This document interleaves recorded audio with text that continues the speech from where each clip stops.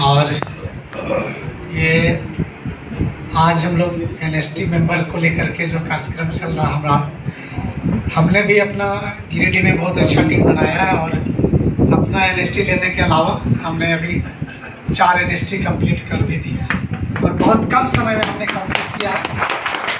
दरअसल ये एक एनएसटी जिस दिन हमको ये बताया असलम जी कि एनएसटी मेंबर में यदि जो व्यक्ति आ जाते हैं वो सपोर्ट इंडिया के नेशनल प्रोग्राम टीम में शामिल हो जाएंगे। उनके गाइडलाइन की ज़रूरत संस्था को है और अभी संस्था में कुछ लोग मिल करके ही उसका सारा फैसिलिटेट करते थे, जो भी निर्णायक भूमिका निभाते थे कुछ लोग मिल के निभाते थे। लेकिन जब हमारा पूरे नेशनल लेवल पर जब संस्था हमारी बढ़ रही है तो उसके लिए हमको बेहतर टीम की भी ज़रूरत है और वो टीम संस्था कहाँ से खोज के निकालेंगे? हम सबों के बीच से ही संस्था निकाल रही है और ये एक बेहतर प्लान है संस्था का। नदीम सर ने जैसा बताया कि जो भी एनएसटी मेंबर बनेंगे उनका सलाह हमारी संस्था को चाहिए और उनकी सलाह उसकी मार्गदर्शन के अनुसार हम लोग आगे बढ़ेंगे। ये काबिले तारीफ और इतने बेहतर तरीके से इन्होंने प्लान सजेस्ट किया है। मुझे उसी दिन अच्छा लगा कि कम से कम हमारे बीच से जो व्यक्ति ज़मीन पर काम कर रहा, हम देखते हैं, हमने एनजीओ में काम किया तो हमको पता है, जो व्यक्ति गांव में जाता है, लोगों के बीच संपर्क बनाता है, काम करता है, सुनना उसको पड़ता है।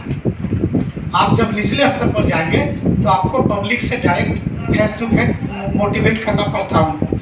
उस स्थिति में आपको बहुत सारी बातें आती हैं और जब आपको वहाँ पे जो भी समस्याएं आती हैं आप उसको सेंट्रल लेवल तक ऊपरी स्तर पर पहुँचाते बीच रास्ते से गायब हो जाती है बातें। आप जब आते हैं सीनियर लोगों से मिलने के लिए, पता चला आपके दिमाग से बात उठ गई। यदि आपको 10 सवाल लेकर के आना है तो 2 सवाल आप वहाँ पे आप रख पाए, बाकी 8 सवाल आपका हवा में उड़ गया।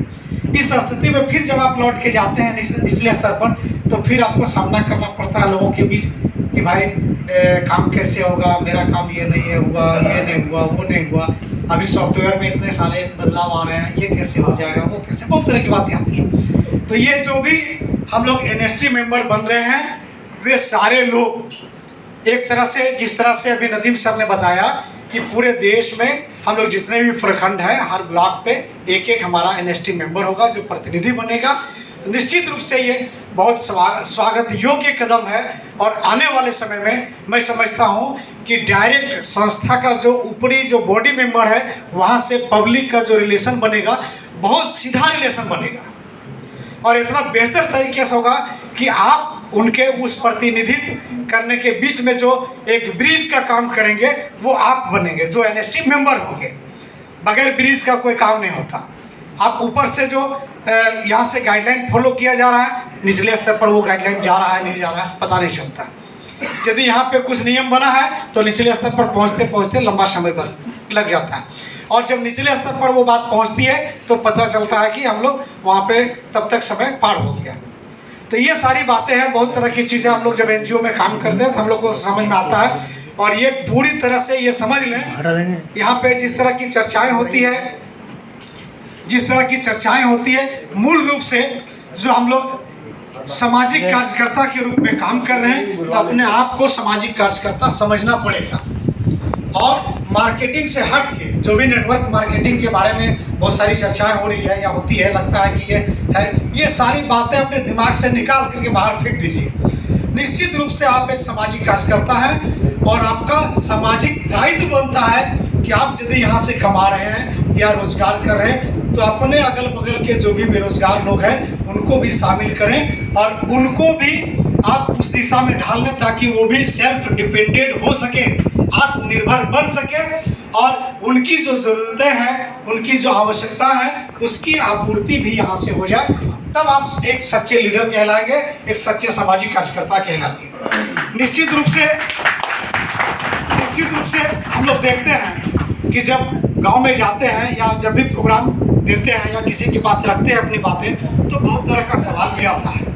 तो सवाल आता है तो उसको आप ये मायने नहीं रखता कि वो क्या सवाल करता है, मायने ये रखता है कि आप मोटिवेट कैसे करते हैं कि आपकी बातों से वो आकर्षित होकर के उसी दिन आपका ज्वाइनिंग उनका उठा लेते हैं, ये मायने रखता है। तो उसके लिए आपको आपके अंदर अपना जज्बा पैदा करना पड़ेगा, थोड़ा सा कल जो जिस तरह की चर्चाएं हुई हैं यहाँ पे अलग अलग मुद्दे पर, अलग अलग पॉइंट पर जो भी चर्चा हुई, उसको थोड़ा सा समझने की ज़रूरत है। और जब आप अपने से समझ जाएंगे वो सारी बातें, हम कैसे काम करना है, हमको तरीका क्या अपनाना है, कौन सा व्यक्ति क्या कहना चाह रहा है। एक चीज़ हमेशा याद रखिए, जब किसी के बीच में आप जाते हैं तो अपनी बात को बोलने से पहले उनकी बात सुनना जरूरी है। अगला क्या बोल रहा है उसको यदि आप सुनने के लिए तैयार नहीं है तो आपकी बात को कभी नहीं सुनेगा। आप जब बोलेंगे आपकी बात को सुनेगा, एक कान से दूसरे से निकालेगा और निकल जाएगा, कभी आपके साथ नहीं आ सकता। पहले आप वो क्या बोल रहा है, पहले उसकी बात को आप समझ लीजिए, सुन लीजिए, और उसके बाद आप उसको मोटिवेट करिए, इतना बेहतरीन तरीके से करिए, उसको इतना बेहतरीन तरीके से समझाइए कि वो आपकी बातों से आकर्षित होकर के आपके साथ ज्वाइन कर ले। हम लोग अभी देख रहे हैं कल से जो चर्चाएं हो रही है, सिकंदर सर का जो टीम है बहुत बेहतरीन टीम बनाया है उन्होंने, और बहुत सारी बातें आती है। हम समझते हैं कि यदि हमारे कुछ सीनियर हैं या हमारे जूनियर भी हैं, एक चीज़ हमेशा याद रखना चाहिए, ये एनजीओ में जब भी आप काम करने के लिए उतरे हैं तो सीखने और सिखाने की प्रक्रिया को अपनाना पड़ेगा हर हाल में। जो व्यक्ति सोचेगा कि वो मेरा जूनियर है, उनसे हम क्या सीखेंगे जी, हम तो उसे ज़्यादा जानते हैं, उसी दिन आपका ज़मीन ख़त्म हो गया, आप उसी दिन धरातल पे आ गए। समझ लीजिए ये बात। एनजीओ में हमेशा सीखने सिखाने की प्रक्रिया चलती है। जो चीज़ हमको जानकारी है हम दूसरे को शेयर करेंगे, जो दूसरे के पास है उनकी बात हम समझेंगे। यदि हमको लगता है कि हमारा डाउनलाइन में या हमारे निचले स्तर के जो भी लोग हैं वो अच्छा काम कर रहे हैं, उसका टेक्निक क्या हो सकता है, उस टेक्निक को आत्मसात करने की ज़रूरत है। और जब हम ये करना शुरू करेंगे, ये सीखने की सिखाने की प्रक्रिया में हम अपने अंदर जो यहम पाल के रखते हैं कि मैं सीनियर हूँ, मैं उनकी बात नहीं समझ सकता हूँ, हमारी बात उनको मानना पड़ेगा, हम जो बोलेंगे वही करना पड़ेगा, कभी संस्था आगे नहीं बढ़ेगा। संस्था का जो काम करने का तौर तरीका होता है बिल्कुल ये होता है, हम सीख रहे हैं तो उसको सिखा भी रहे हैं। हमको भी कुछ सीख जाना है उससे, हम भी उसको सिखा देंगे। हम लोग पढ़ते हैं, जब अभी तो डिप्लोमा बहुत सारा होने लगा, अलग अलग सब्जेक्ट का अलग अलग होता है। हम लोग जाते हैं पीआरए एक सिस्टम है, पार्टिसिपेटरी रूरल अप्रेजल। जब हम जिस ये में काम कर रहे हैं एनजीओ में, तो वहाँ समुदाय के साथ हमारी सहभागिता बनती है। कैसी सहभागिता बनती है ये हमको समझना पड़ेगा। बहुत सारी संस्थाएं गांव में जाती है, काम करके पैसा लेके चलाती है, ऐसा काम करके रखा है गांव में, उसका जो है सारा खामियाजा हमको भुगतना पड़ता है। जब हम लोगों के बीच जाते हैं तो ऐसी सारी बातें आती है कि सर फलाना लेके भाग गया पैसा, फलाना संस्था पैसा लेके भाग गया। सर आप भी वही करेंगे क्या? चूँकि वो जला हुआ है, वो चोट खाया हुआ है, उनको ये इस बात का एहसास हो चुका है कि लोग आते हैं, बहुत बढ़िया बढ़िया बात बोल करके, मीठी मीठी बात बोलते हैं और बाद में धोखा देके चले जाते हैं। और इस कारण से संस्थाएं आज बदनाम हो रही है। लेकिन हमारा ये जो ट्रांसमिटो डेवलपमेंट प्रोग्राम का जो प्रोजेक्ट है, सपोर्ट इंडिया डेवलपमेंट प्रोग्राम, ये पूरे नेशनल लेवल पर ऐसा पहली बार प्रोजेक्ट आया है जो लोगों के हित के लिए काम कर रहे, लोगों को देने के लिए आई है। संस्थाएं आमतौर पर जितने भी लोग संस्था में काम करते हैं वो यही समझते हैं कि हम जाएंगे, 1 महीना काम करेंगे, 26 दिन हमको काम करना है, हमको सैलरी मिल जाएगा, बस काफ़ी हो गया। और वो यदि काम करेंगे जीवन में, पूरे जीवन आप जो काम करेंगे आप उतना पैसा नहीं कमा पाएंगे जो इस संस्था का प्रोजेक्ट है, और इस प्रोजेक्ट से आप कमा लेंगे निश्चित रूप से। वो 26 दिन का काम आपका ओनली फॉर सैलरी होगा। आप सैलरी, प्रेमचंद ने लिखा था, बहुत अच्छे लेखक हैं, कि सैलरी जो होता है वो पूर्णिमा का चांद होता है।